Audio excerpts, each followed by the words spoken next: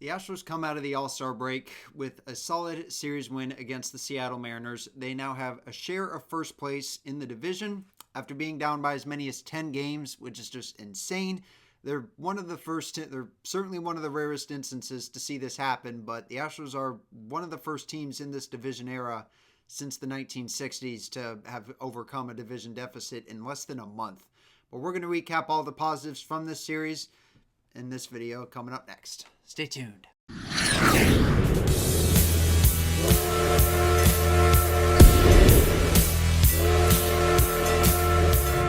Astros have proven that they are inevitable as they take 2 out of 3 from the Seattle Mariners, and you love to see it. No pun intended. But anyway, let's talk about this series. But first things first, let's dive into a few injury updates.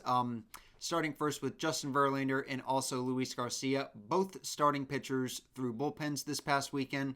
And based on my knowledge, it appears that there are no issues going around there. Victor Caratini played 3 rehab games with AA Corpus Christi and is set to join the Astros in Oakland this week, so he'll be back. And that's great, which is great to see. Kyle Tucker is continuing it to progress nicely. He did some more intense baseball drills this week, and the next hurdle for him is going to be running. So hopefully he can be back soon. But anyway, breaking down the series itself, going here in the first game, it was all Astros. The Astros put up 3 runs in the third inning against Luis Castillo, with Jose Altuve coming on a soft bunt ground ball to Josh Rojas, which ended up allowing Trey Cabbage to score on a throwing error by Rojas. And then Yonder Diaz was able to add on to that with a base hit of his own to plate 2 more for the Astros. Again, that was 3 runs that the Astros scored in this third inning. That's all the runs that would be scored over the course of this game between these two teams, as Hunter Brown went 6 innings, and then Brian Abreu, Brian Presley, and Josh Hader, the infamous bullpen trio, took care of it from there to preserve the shutout for the Astros and tie the Mariners for first place in the West at that point. And then going into Game 2, the Astros would be in sole possession of first place, at least for the time being, with a 4-2 victory. Jeremy Pena and the Astros drew first blood in this game, as Pena was able to hit a weak chopper to the shortstop, and he was able to leg it out to be ruled safe at first base, and Alex Bregman would be able to score on that. However, despite the Astros having some chances to score in this game, although actually now that I think about it, they really didn't, because, George Kirby had started in this game for Seattle, and he has just been nails in his career against the Astros, and this start was no different. Valdez had also pitched amazing in this game, but, and honestly, I can't really say which of these 2 starting pitchers had the better outing.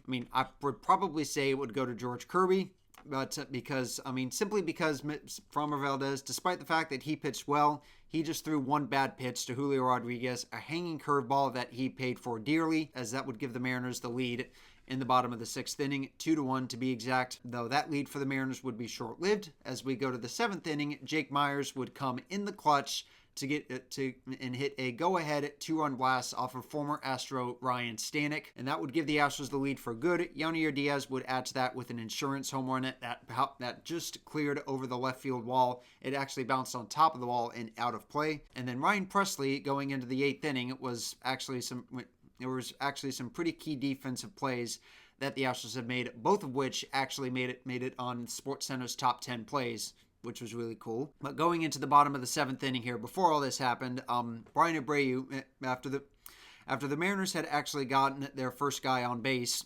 their second guy on base of the inning, Jonathan Clase, I think is his name. He came on to pinch run for, I don't know who it was for, but he came out to pinch run for the Mariners to have the man at the plate for the Mariners as the tying run. But Brian Abreu caught him leaning too far off first base. He ended up leaning towards second as Brian Abreu had made his pickoff move to pick him off, and that ended up costing him because he would end up getting picked off first base to give 2 outs for the second out of the inning. And then Luke Raley would strike out swinging to end the inning. Going into the top of the 8th inning, the Astros actually had some pretty fine defensive plays behind Ryan Stanek, both of which, as I mentioned earlier, made it onto SportsCenter's top 10 plays of the evening. Trey Cabbage was the first play, as he would end up taking a home run away from Julio Rodriguez and giving that no-fly zone X to him. And he actually did show some good sportsmanship about it, which was nice. So game recognized game, I suppose. Then Joey Loperfido, as if these defensive plays couldn't get crazy enough, he already made a stellar one a couple of weeks ago in Minnesota, and he just made another one here to preserve the shutout and also preserve Ryan Presley's scoreless innings streak with a diving catch. And then Josh Hader would take care of it from there. Although, I mean, I will certainly say that the umpire in this game was honestly pretty bad. The strike zone was being squeezed on Astros pitching tonight. It was definitely felt like it was favored for the Mariners and certainly favored against us. And it also did not help that the Astros were called for a pair of pitch clock violations. One came on Jordan and the other came on Josh Hader on some pretty questionable ones too. But the Astros would get the last word in this game, and for the time being, they would be ahead in first place. Unfortunately, their time in first place alone would be short-lived as the Mariners were able to salvage the series finale and avoid getting swept. The difference in this game was a 3-run blast by Luke Raley off of Seth Martinez, but it was not all frowns here in H-Town as Jordan Alvarez would end up hitting for the cycle in this game. His home run in the fourth inning, which was part of that cycle, came in the fourth inning to make it 2-1 Mariners at that point. The Mariners would get that run back in the bottom half of the fourth inning, however, as it would be 3-1 Mariners going into the top of the sixth inning. Jordan Alvarez would then triple for the second part of his cycle to score Dubon from second to make it a 1-run game.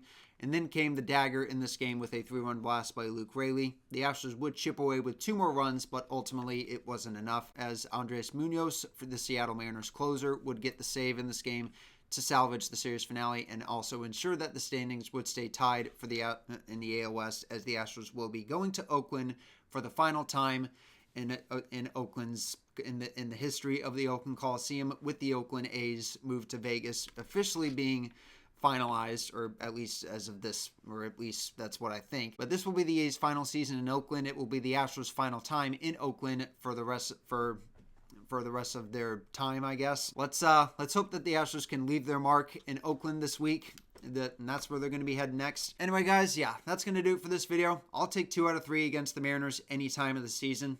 The AL West is going to be close to the season, much like how it was last year. So, anyway, guys, that's going to do it for this video. So, leave a like if you guys enjoyed, and if you want to watch any of my other videos, click these ones above my shoulders. Leave a like if you guys enjoyed, like I said, and I'll see you guys in the next video.